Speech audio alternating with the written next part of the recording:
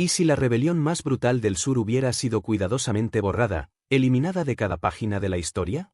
¿Y si dos almas esclavizadas, unidas no solo por las cadenas sino también por el amor, hubieran logrado derribar un imperio construido sobre la crueldad, no con espadas ni con fuego, sino con paciencia, con las escrituras y con un veneno tan silencioso como mortal? ¿Y si sus nombres hubieran sido silenciados a propósito, para que su historia jamás pudiera contarse, hasta hoy? Si deseas escuchar relatos que el tiempo intentó sepultar, historias que rompen ilusiones y revelan verdades prohibidas, quédate con nosotros, porque esta es una de esas historias que nunca debías conocer. Era la primavera de 1858.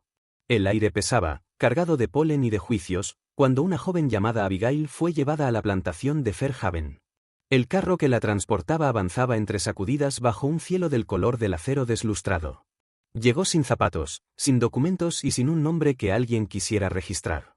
Solo llevaba una cicatriz profunda detrás de la oreja y una forma de observar a las personas tan firme que inquietaba incluso a los capataces más endurecidos. El carro crujió al pasar frente a la capilla con su campanario podrido, frente a interminables hileras de algodón que se mecían con la brisa, frente al viejo árbol con un gancho de hierro oxidado en su corteza, aquel que aún susurraba de cuerpos que alguna vez colgaron allí. Finalmente se detuvo en la parte trasera de la casa grande, la puerta por donde entraban los sirvientes, donde las sombras se aferraban a los rincones y el silencio era la única protección. Abigail tenía apenas 19 años, aunque sus ojos narraban la historia de alguien mucho mayor. Ya había sobrevivido a 2 plantaciones. Una que terminó envuelta en llamas. Otra que quebró la espalda de su hermana. No había derramado una lágrima en 3 años, no desde el día en que vio a su madre desaparecer tras la ventana enrejada de un carruaje, vendida al norte a un comerciante que apestaba a vino. Nadie le dijo a dónde habían llevado a su madre. No era necesario. Abigail ya lo sabía. Fairhaven pertenecía al coronel Josiah Harwood, un hombre que disfrazaba su crueldad con el lenguaje de Dios.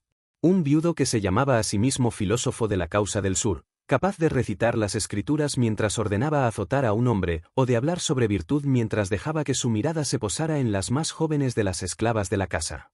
Para él, la esclavitud era arquitectura divina, palabras que hacían asentir solemnemente a los invitados blancos mientras bebían de sus copas.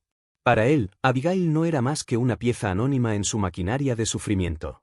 Una muchacha destinada a pulir la plata y fingir que no comprendía las conversaciones a su alrededor.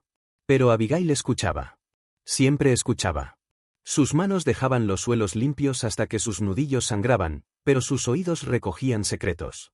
Memorizó el chirrido de ciertas puertas, el pestillo de la bodega que nunca cerraba bien, el compartimento oculto bajo el suelo de la capilla donde el coronel guardaba sus documentos más valiosos, los que reclamaban la propiedad sobre vidas humanas como si fueran ganado. Observó que perros ladraban ante cualquier ruido y cuáles solo lo hacían al sentir piel oscura. Y mientras inclinaba la cabeza y hablaba en palabras cortadas y ásperas, nadie descubrió la verdad. Abigail sabía leer y escribir. Lo había aprendido en secreto con una anciana costurera en su segunda plantación, una mujer que trazaba letras sobre retazos de tela a la luz de una vela, convirtiendo los himnos en lecciones. Aquella mujer fue descubierta. Le arrancaron la lengua. Abigail nunca volvió a coser, pero llevó cada palabra dentro de sí, como un arma escondida. Los demás esclavos susurraban que el coronel prefería a sus mujeres en silencio y aterradas. Recompensaba la obediencia con cintas. Castigaba la resistencia con látigos. Abigail no llevaba ninguna cinta. No atraía atención. Esa era su armadura. Se deslizaba por los pasillos como una sombra, sus pies descalzos no dejaban rastro, su presencia marcada solo por un tenue olor a jabón y algo más profundo, algo más antiguo, que ningún capataz podía nombrar. Y entonces, un domingo, durante el sermón forzado del coronel, ella lo vio. Al borde del salón se encontraba un hombre llamado Moisés. Estaba sirviendo vino en copas de cristal, su rostro tan inmóvil e inescrutable como una piedra tallada. Era alto, marcado por cicatrices y silencioso, un hombre que parecía no pertenecer ni al pasado ni al futuro. Durante un instante fugaz, sus ojos se cruzaron con los de Abigail, aunque no intercambiaron palabras, algo innegable se encendió entre ellos. No era todavía reconocimiento, pero sí un entendimiento silencioso. Un reflejo de un dolor tan profundo y tan familiar que no necesitaba voz alguna. En las semanas que siguieron, Abigail y Moisés construyeron un mundo secreto en las grietas estrechas de las rutinas de Fairhaven. Nunca tuvieron horas, solo momentos robados, breves caricias en rincones oscuros, susurros apresurados cuando ningún capataz se encontraba cerca. En la despensa, sus dedos se rozaban sobre un pedazo de pan de maíz robado. Detrás del humo del fogón de la cocina, hablaban en voz baja sobre las estrellas, estrellas que nunca podrían alcanzar, pero que aún podían reclamar como propias. No había promesas, no había planes, solo el frágil lujo de ser vistos. Para dos almas forzadas al silencio, el simple hecho de reconocerse ya era un acto de rebelión. Pero para el otoño, su cercanía se había vuelto demasiado evidente. Otros en los barracones comenzaron a notarlo, las miradas prolongadas, las coincidencias demasiado oportunas, un plato roto que parecía más intencionado que torpe. Un anciano advirtió a Abigail en un susurro urgente: «Él no es tuyo para amar. Él pertenece al coronel». Abigail no discutió. No explicó. Solo abrazó su silencio, no por ignorancia, sino por paciencia. Ella sabía que la paciencia era más afilada que cualquier cuchillo. Y así esperó. Cada amanecer fregaba las mismas piedras hasta que sus manos se agrietaban, sus pies descalzos se volvían ásperos contra el suelo. Todo el tiempo observaba al coronel con los ojos bajos, pero con la mente aguda. Notó cómo el vino aflojaba su lengua los jueves, cómo sus sermones se volvían cada vez más oscuros y enloquecidos con cada semana. Algo dentro de ella, algo antiguo, algo frío, comenzaba a despertar. El invierno llegó, pero sin nieve. Solo lluvia interminable y una niebla espesa que se aferraba a los árboles como un aliento rancio. Fairhaven no se detuvo. Los galpones continuaban llenándose de algodón, y las botas del coronel seguían resonando en los pasillos. Abigail mantenía la cabeza baja, su cuerpo ocupado, sus labios sellados. Y sin embargo, lo sentía, su mirada cambiando hacia ella con un nuevo deseo. Comenzó con pausas. Su voz se interrumpía a mitad del sermón cuando ella entraba en la sala. Sus ojos se demoraban demasiado durante las comidas. Luego vinieron las ofrendas, una cinta azul cuidadosamente dejada sobre su camastro, una rebanada de pera servida en un plato de porcelana. No hubo palabras. Solo gestos impregnados de un peligro que Abigail ya había visto antes. Alimentó la cinta al fuego y dejó que la pera se pudriera intacta. Moisés comprendió antes de que ella lo confesara. Una noche, bajo las vigas agrietadas de la lavandería, ella apoyó su mano en su pecho y susurró: «Él se está acercando». Moisés no se estremeció. No hizo preguntas. Solo asintió una vez, y sus ojos se oscurecieron como el agua del río antes de una tormenta. Por la mañana, ya no estaba. La versión oficial fue vaga: desobediencia, falta de respeto, alguna ofensa tan menor que ni siquiera necesitaba explicación. Dijeron que lo habían enviado a Angola, el campo de prisioneros en Luisiana mencionado con temor entre los esclavizados. Angola no era una corrección. Era un cementerio para los vivos. Los hombres enviados allí regresaban vacíos, si es que regresaban. Abigail no pronunció palabra. No cuando la cocinera le preguntó si estaba bien. No cuando el coronel rozó su hombro como si fuera un gesto casual de posesión. Algo dentro de ella ya había sido enterrado.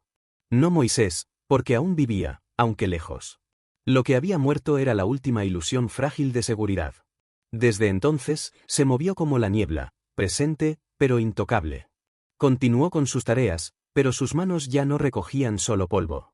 Guardaba fragmentos, una astilla de metal de una herramienta rota, la cera endurecida en la base de una vela, un clavo torcido con la punta apenas afilada. Escondía estos pequeños fragmentos en rincones ocultos, bajo las tablas del suelo, detrás de ladrillos sueltos. No eran armas todavía, solo semillas de preparación. Mientras tanto, el coronel se volvió más atrevido. Sus sermones retorcidos se transformaron en parábolas dirigidas, envueltas en escrituras que convertían la obediencia en amenaza. Hablaba de un favor divino, de mujeres bendecidas cuando se sometían y malditas cuando resistían. Abigail inclinaba la cabeza, mantenía los ojos bajos y los labios sellados. Pero cada palabra quedaba grabada en su memoria, cada gesto cuidadosamente registrado. Por la noche, cuando la plantación dormía, ella caminaba descalza por los barracones, escuchando. Una anciana llamada Delila, murmurando en sueños, habló de túneles excavados hacía mucho tiempo bajo la capilla. Un muchacho, con los brazos marcados por cicatrices de quemaduras, susurró una vez acerca de un cobertizo cerrado con llave cerca del pozo, donde el coronel guardaba cosas especiales. Abigail reunió cada fragmento de verdad, almacenándolos dentro de sí como si fuese un mapa vivo. Las semanas se desangraron en meses. Las lluvias cesaron, y la tierra se resquebrajó bajo el calor. Una tarde, mientras el sol se hundía en el horizonte como una herida abierta, un carro chirriante regresó a los terrenos de Fairhaven. 2 hombres iban al frente, con rostros sombríos. En la parte trasera, una tercera figura yacía desplomada, medio inconsciente, su camisa endurecida por sangre seca. Era Moisés. Afirmaron que Moisés había cumplido su corrección y que por eso había sido devuelto a Fairhaven, destinado a reanudar sus labores en los establos. Pero el hombre que regresó no era el mismo que había partido. Durante 3 días no pronunció una sola palabra, ni siquiera a Abigail. Cojeaba al caminar, mantenía los ojos fijos en el suelo, su espalda estaba marcada por heridas recientes que aún no cerraban. Era como si una parte de su alma hubiera quedado encadenada en los pantanos de Luisiana, abandonada en las sombras de Angola.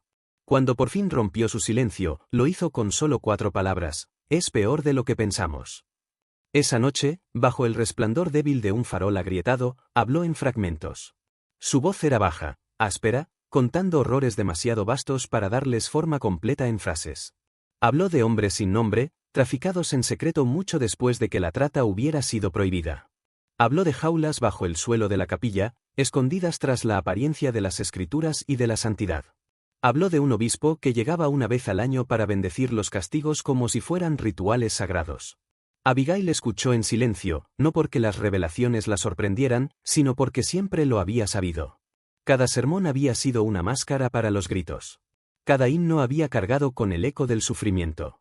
Ahora, con el testimonio de Moisés, los susurros de su instinto se habían endurecido en pruebas. Algo le había sido arrebatado, pero no Moisés, porque él había regresado golpeado pero vivo. Lo que verdaderamente le habían robado era el tiempo. Y Abigail estaba decidida a recuperarlo, un aliento, un secreto y un acto afilado a la vez. El cuerpo de Moisés sanaba en fragmentos, pero el silencio que traía consigo se le adhería como aire húmedo. Se movía como un hombre medio ahogado, sus palabras medidas, sus pensamientos turbios. Abigail no lo presionó. Ella sabía que algunas verdades no podían arrancarse demasiado pronto, porque se marchitarían antes de florecer. En lugar de eso, esperó. Curó sus heridas con musgo hervido y ungüentos de hierbas, cuidando sus cicatrices detrás de la casa de lavado. No susurró nada, pero su silencio estaba cargado de devoción. Cuando Moisés finalmente volvió a hablar, no fue para contar lo que le había sucedido. Fue para mostrarle lo que había traído de Angola. Una noche, la condujo bajo la casa, hasta el sótano de raíces donde el aire olía a moho y a tierra húmeda. Allí, a la luz de una vela moribunda, desenvolvió 2 pequeños paquetes atados con arpillera y cuerda. Dentro había cartas, páginas llenas de una escritura cuidadosa y firme, aunque no era la suya. Moisés lo explicó. Un convicto blanco llamado Dicken Ellis las había escrito, transcribiendo el dictado de Moisés a cambio de tabaco robado y la promesa de protección. Las cartas eran confesiones en tinta. La primera carta hablaba de un envío ocurrido 2 inviernos atrás, hombres y mujeres arrancados de la costa occidental de África, introducidos de contrabando a través de Cuba, entregados en barcos fluviales bajo cielos sin luna. Eran vendidos al doble de precio porque nunca debían existir en los registros. No había papeles, no había nombres, solo cicatrices. Familias separadas, cuerpos marcados a fuego, transportados a través de distintos estados bajo el falso disfraz de herencias. Y entre los nombres anotados en un libro secreto, Moisés había visto uno escrito al margen, rodeado con mano deliberada, el coronel Josiah Harwood. La segunda carta era aún más grotesca. Describía las reuniones de Pascua en Fairhaven, no como banquetes, sino como rituales bañados en sangre. Las invitaciones llegaban solo a hombres selectos de fe y de poder.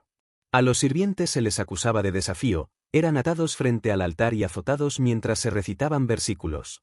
Cuanto más fuerte eran sus gritos, más fervorosa se volvía la oración de la congregación, convencida de que aquel sufrimiento era sagrado.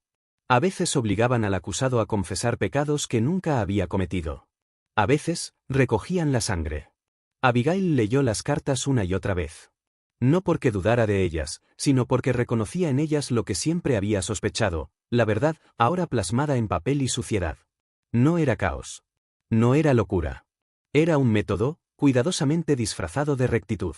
Juntos, ella y Moisés comenzaron a reunirse en el bosque cada 2 noches, más allá del cobertizo de azúcar donde nadie se atrevía a entrar después del anochecer. Bajo el pino torcido, enterraron las cartas dentro de una caja metálica oxidada, envueltas en silencio y en secreto. Abigail grabó marcas codificadas en la corteza, símbolos que solo ella podía comprender. El árbol se convirtió en su testigo. La tierra en su guardiana. Y la verdad, una vez escondida, finalmente había echado raíces. Abigail talló sus códigos secretos en la corteza del pino inclinado, marcas que solo ella podía descifrar. El viento devoraba susurros, llevándolos con el crujido de las hojas y dejando atrás únicamente silencio e intención. Juntos, ella y Moisés se convirtieron en cartógrafos de las sombras. Mapearon Fairhaven en murmullos, quién dormía en cada lugar, qué bisagras chirriaban, qué cerraduras cedían más fácilmente cuando el coronel estaba ebrio. Abigail guardaba sus apuntes en un cuaderno pequeño y desgastado, robado del abrigo de un jornalero muerto. Escondido bajo una tabla floja de su catre, sus páginas estaban llenas de una escritura precisa y afilada, patrones, horarios, costumbres. El conocimiento era poder, pero Abigail sabía que la venganza exigía más. Necesitaba tiempo. Y el tiempo pedía una razón lo bastante poderosa como para desatar la tormenta. Esa razón llegó en forma de carta. Llegó sellada con cera, entregada por un jinete con un alfiler dorado brillando en su solapa. El coronel la leyó en voz alta durante la cena, su voz hinchada de orgullo. El gobernador de Mississippi, 2 obispos y un inversionista del norte vendrían a Fairhaven para la Pascua. Iba a ser la celebración más fastuosa en más de una década, una demostración de la tradición de Dios, como el coronel la llamaba. Sus ojos se iluminaron como los de un niño en Navidad. Dio órdenes con entusiasmo, la plata debía brillar como un espejo, los tapices lavados hasta resplandecer, la morcilla preparada con esmero. Asignó a Abigail a la cocina, a Moisés al vino. Pero lo que el coronel jamás pudo imaginar era que, bajo la tierra de su querida plantación, bajo la bodega donde el óxido se aferraba a un viejo pestillo, junto a una caja de cartas escondidas, se estaba escribiendo un nuevo sermón. Uno que no sería predicado con palabras, sino con silencio, veneno y fuego. La mañana de Pascua amaneció con una quietud antinatural. El aire se sentía pesado sobre la piel. No cantaban los pájaros. No ladraban los perros. El sol colgaba pálido y distante tras un velo de nubes, proyectando sombras demasiado largas para la primavera. Fairhaven se movía con la cadencia mecánica de una celebración forzada. Los sirvientes se apresuraban por los pasillos como marionetas movidas por hilos invisibles, rápidos, eficaces, pero embotados por el miedo. En las cocinas, las llamas rugían y los cuchillos repicaban. En los pasillos, las velas ardían aunque todavía quedaba luz del día. El coronel exigía luz en todas partes, como si intentara ahuyentar una oscuridad que jamás podría nombrar.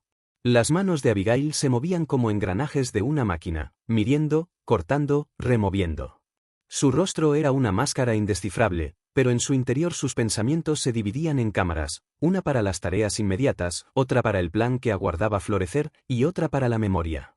Recordaba la última mirada de su madre. El primer destello en los ojos de Moisés.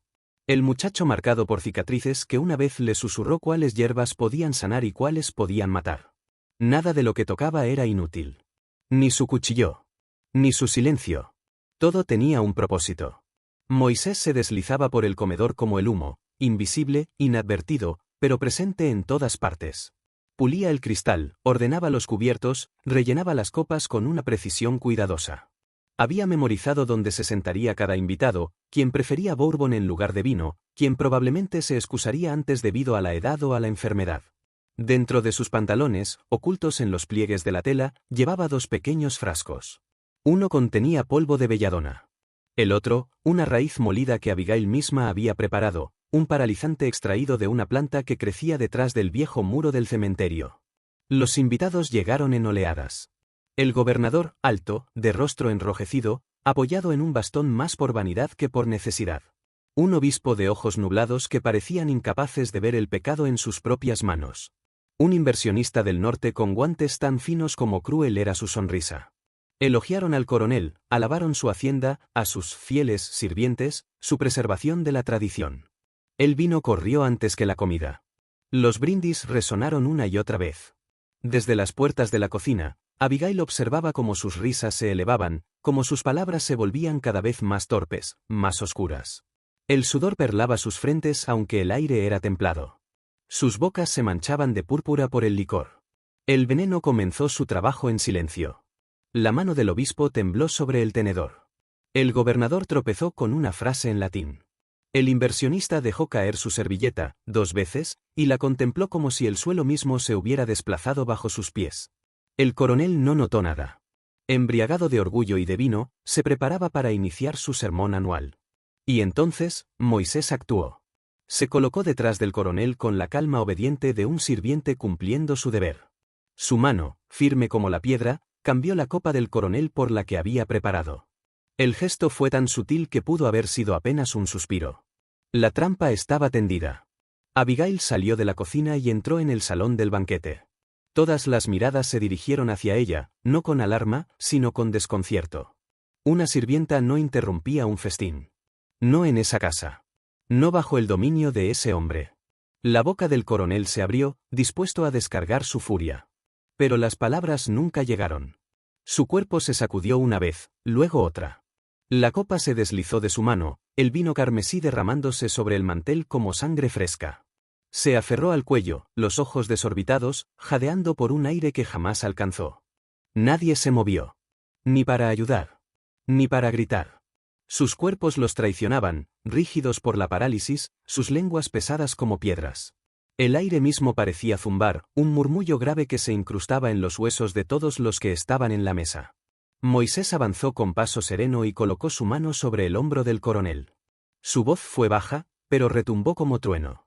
Una vez dijiste que Dios habla a través del dolor. Entonces escucha.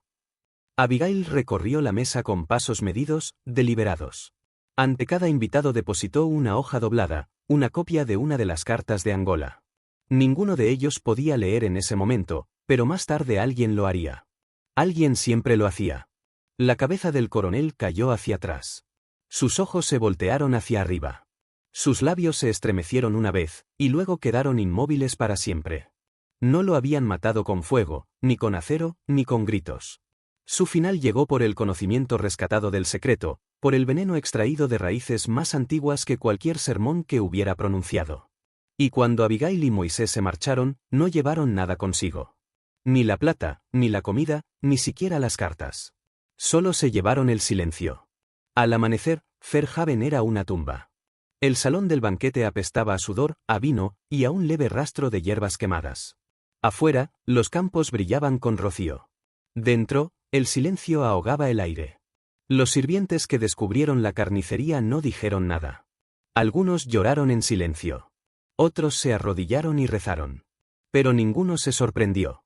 El cuerpo del coronel yacía desplomado en su silla, su boca congelada a mitad de una palabra, sus ojos abiertos de par en par, fijos en una revelación que ningún hombre podía seguir. A su alrededor, los invitados de honor temblaban, medio muertos, medio vivos. Algunos se recuperarían. Otros no. Pero todos recordarían. Para entonces, Abigail y Moisés ya se habían marchado. La búsqueda comenzó antes del mediodía.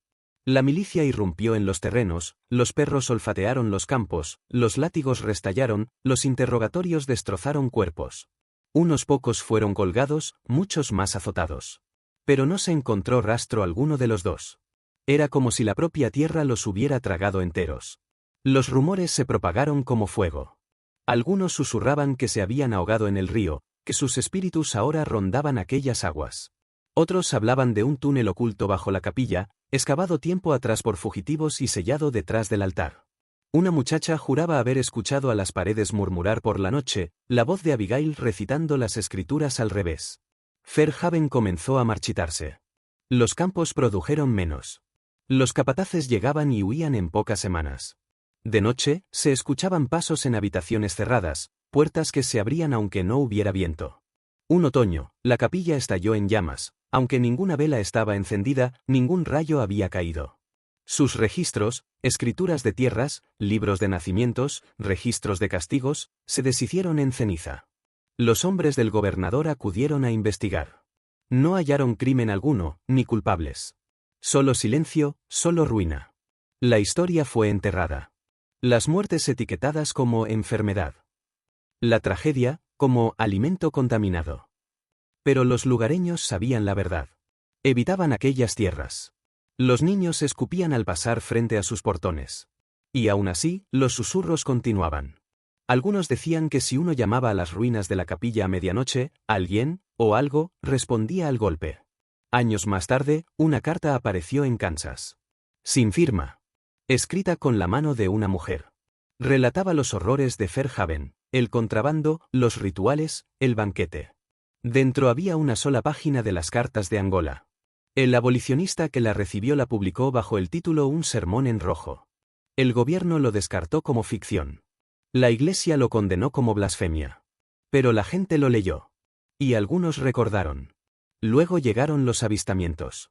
Una partera con cicatrices y sin apellido en Missouri. Un predicador en Nueva Orleans que caminaba con cojera y poseía una voz capaz de silenciar multitudes. Dos figuras, de la mano, cruzando los límites estatales, siempre fuera del alcance. Sus nombres cambiaban. Su historia, jamás. Fairhaven fue abandonada a la podredumbre. Sus paredes colapsaron hacia adentro. Las enredaderas cubrieron las ruinas como venas sobre un cadáver. El sótano se llenó de agua, ahogando secretos largamente enterrados. Solo el árbol junto al pinar permaneció intacto. Su corteza conservaba grabados profundos, marcas que ya nadie podía descifrar. Y bajo sus raíces, donde la tierra se abría como manos extendidas, yacía oculta una caja oxidada. Dentro, 3 cartas, una cinta rasgada y un solo nombre grabado en la madera. No una confesión. Un recuerdo.